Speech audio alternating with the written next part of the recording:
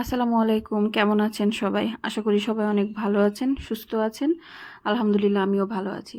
আজকে আমরা বানাবো তালের বড়া। তালের বড়া বানানোর জন্য প্রথমে যে উপকরণগুলো লাগবে সেগুলো আমি বলে দিচ্ছি। তো প্রথমে লাগবে তালের রস 1 কাপ, ময়দা 1 কাপ, চালের গুঁড়ো 1 কাপ, চিনি 2 কাপ, পানি পরিমাণ মতো, বেকিং সোডা 1 পিঞ্চ, তেল ভাজার জন্য এবং ভিনেগার 2 ড্রপ। এই ভিনেগারের জন্য এবং বেকিং সোডার জন্যই তালের বড়াটা মোটামুটি কেকের মতো সুন্দর ফ্লাফি এবং ভেতরটা খুব নরম এবং বাহির থেকে শক্ত হবে। তো প্রথমে আমি নিয়ে নিলাম 1 কাপ তালের রস এবং 1 কাপ তালের রসে 2 কাপ চিনি দিয়ে ভালো করে চিনিটা আমরা গুলিয়ে নেব। তালের রসের সাথে চিনিটা আগে গুলিয়ে নিলে বড়াটা খুব ভালো হয় এবং চিনিটা খুব তাড়াতাড়ি গলে যায়, কারণ ময়দা এবং আটা দেওয়ার পরে চিনিটা আর গলতে চায় না। তো দেখতে পাচ্ছেন এখানে একটা হ্যান্ড উইক্সের মাধ্যমে তালের বড়ার সাথে চিনিটা আমরা মিক্স করে নেব যতক্ষণ পর্যন্ত না চিনিটা গলে যাচ্ছে। খুব বেশিক্ষণ মিক্স করব না, খুব বেশি মিক্স করার প্রয়োজন হয় না। তাল কিন্তু খুব উপকারী একটা ফল। তালে প্রচুর ক্যালসিয়াম ও ফসফরাস আছে, যা দাঁত ও হাড়ের ক্ষয় রোধে সহায়তা করে। অ্যান্টিঅক্সিডেন্ট গুণ সমৃদ্ধ হওয়ায় তাল ক্যান্সার প্রতিরোধে সক্ষম। এছাড়া স্বাস্থ্য রক্ষায় ও স্মৃতিশক্তি বাড়াতে তাল বেশ উপকারী।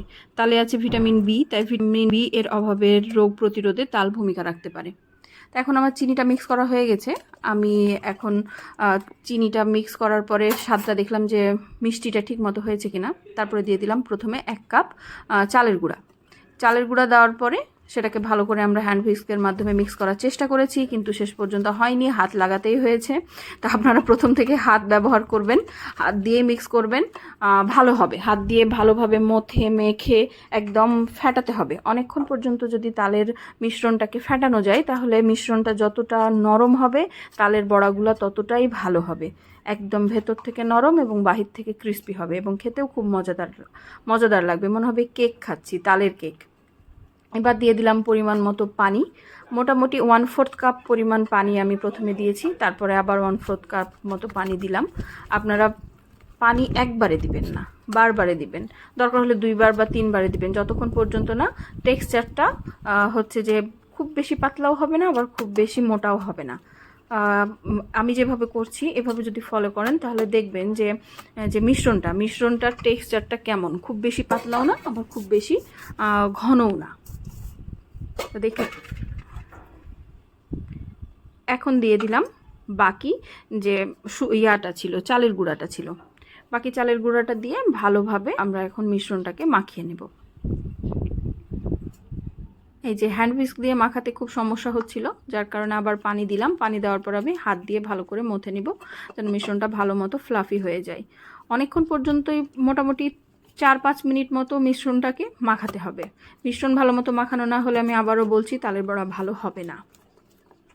তালের উপকারিতাগুলো দেখার পরে তো আমার খুবই ভালো লেগেছে যে তাল খুব ভালো একটা ফল এবং এটা আমাদের জন্য খুবই হেল্পফুল।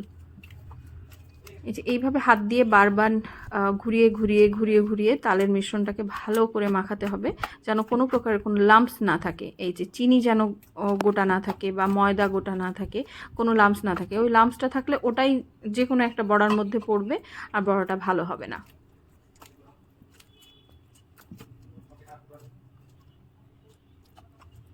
আপনারা মিশ্রণটার থিকনেস, টেক্সচার আর তার ঘনত্বটা খেয়াল করবেন। এখন যেরকম ঘনত্বটা হয়ে আছে ঠিক এই রকমই ঘনত্ব হবে, এর থেকে মোটাও হবে না পাতলাও হবে না। এখন আমাদের মিশ্রণটা মাখানো প্রায় শেষ হয়ে গেছে। এখন এই মিশ্রণটা দিয়ে আমরা তালের বড়াটা বানাবো। তো প্রথমে একটা প্যানে তেল গরম করতে দিয়ে দিয়েছি অলরেডি আমি, আর মিশ্রণটা আমি ঘুরিয়ে হচ্ছে যে ফাইনাল টাচ দিয়ে দিচ্ছি।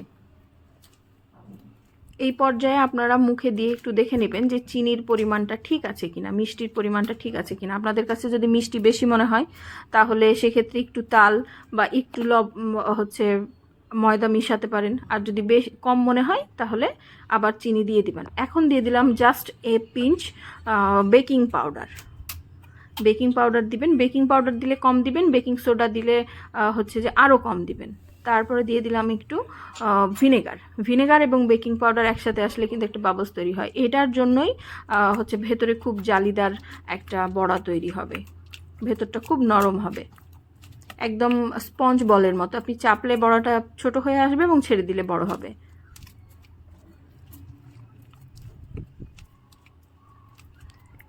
এখন ভালোভাবে মিশিয়ে নিলাম যে বেকিং পাউডারটা এবং ভিনেগারটা যেন খুব ভালোভাবে চারিদিকে পুরো মিশ্রণটার সাথে মিশে যায়।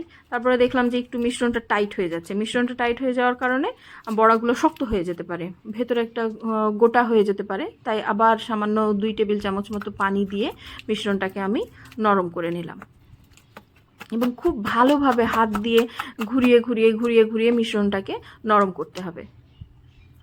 টেক্সচারটা হবে এই রকম। তাল কিন্তু খুব বেশি লাগে না, তালের সামান্য ফ্লেভারেই খুব বেশি স্মেল এবং তার ফ্লেভারটা চলে আসে। ওই 1 কাপ পরিমাণ তাল দিয়ে আপনি অনায়াসে অনেকগুলা বড়া বানাতে পারবেন। এখন মিশ্রণটা রেডি, আমি পরিষ্কার করে নিয়েছি হাত, দেখতেই পাচ্ছেন। এখন তেল গরম করে আমরা হচ্ছে যে বড়া বানাতে দিব। আপনাদের সুবিধার্থে আমি আবার দেখিয়ে দিচ্ছি যে তালের বড়ার মিশ্রণটা কীরকম থিকনেস হবে, আপনারা খুব খেয়াল করে দেখে নেবেন। এইরকম হবে তালের বড়ার মিশ্রণটা। এখন একটা হাঁড়িতে আমি তেল দিলাম। স্টেনলেস স্টিলের হাঁড়ি নিয়েছিলাম আমি, আপনারা ননস্টিক প্যানে নিতে পারেন, ননস্টিক প্যানে খুব ভালো হয়। এবার দিয়ে দিলাম তালের বড়াগুলো গোল গোল করে। আমি লম্বা লম্বা করে দিব না, আমি গোল গোল করে দিব। আমার বাসায় গোল গোল করেই খেতে পছন্দ করে। গোলাপ জামুনের মতো হবে, মোটামুটি লাল যে মিষ্টিটা হয় সেই মিষ্টির মতো হবে দেখতে। বোঝাই যা মুশকিল যে এটা তালের বড়া না গোলাপ জামুন। আর রান্নাটা অবশ্যই করতে হবে, ভাজাভাজির কাজটা অবশ্যই করতে হবে মিডিয়াম টু লো ফ্লেমে। বেশি তাপে বড়া বানালে বাহির থেকে পুড়ে যাবে কিন্তু ভেতরটা কাঁচা হয়ে থাকবে। তাই খুব আস্তে করে ফ্লেম দিয়ে ঘুরিয়ে ঘুরিয়ে উল্টে পাল্টে আপনাকে বড়াটা বানাতে হবে এবং খুব লো ফ্লেমে দিতে হবে, নাহলে বাহির থেকে পুড়ে যেয়ে ভেতরটা শক্ত হয়ে থাকলে সেক্ষেত্রে খেতে ভালো লাগবে না।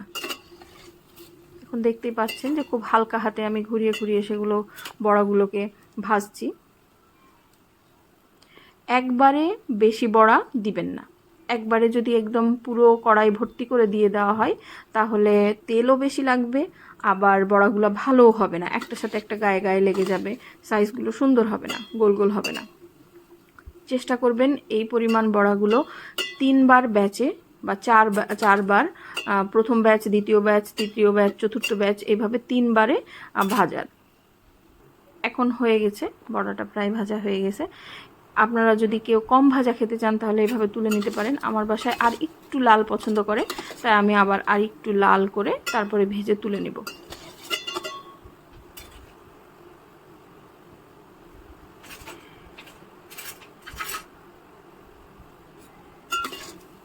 এখন দেখতেই পাচ্ছেন বড়াগুলো প্রায় হয়েই এসেছে, আর একটু লাল হলে আমি তুলে নেব।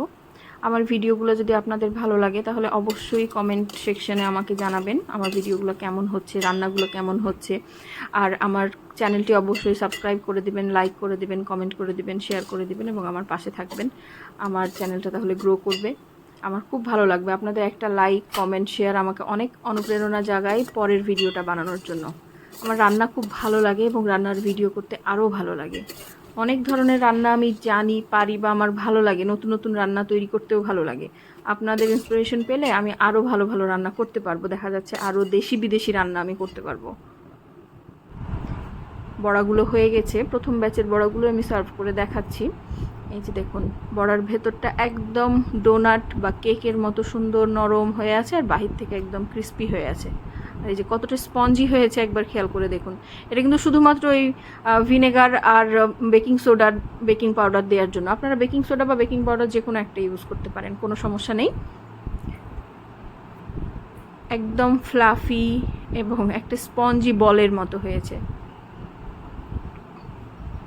ভেতরটা কতটা জালিদার হয়েছে দেখুন, দেখে মনে হচ্ছে একটা মিষ্টি, লাল মিষ্টি। এইভাবে তালের বড়া বানালে অবশ্যই সবাই খুব পছন্দ করবে আমি মনে করি। আপনারা অবশ্যই এই রেসিপিটা ট্রাই করবেন এবং আমার জন্য দোয়া করবেন। আল্লাহ হাফেজ।